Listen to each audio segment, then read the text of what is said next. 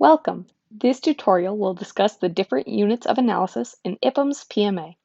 IPUMS PMA contains data from Performance Monitoring for Action, which includes several different surveys.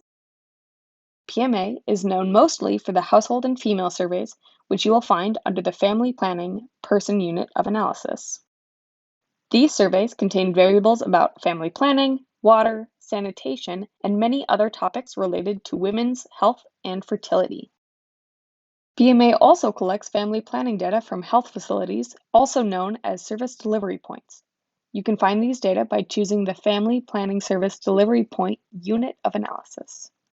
These health facilities were sampled from the same small geographic areas as the households in the person of unit analysis, so the files from the same country and survey round can be used together. The focus of these surveys are the family planning provision of these facilities. See our user guide for more details.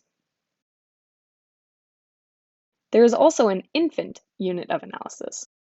These data are from maternal and newborn health surveys in Ethiopia.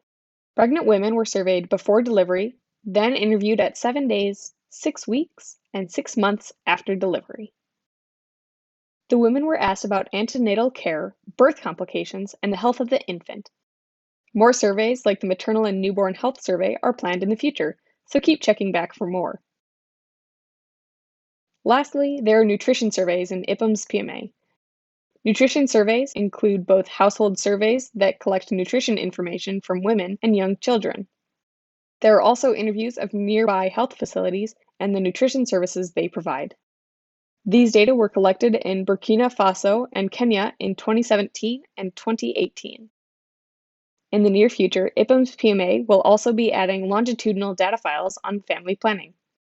Women of childbearing age will be interviewed over several years about their family planning use.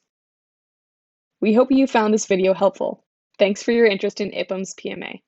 Use it for good, never for evil.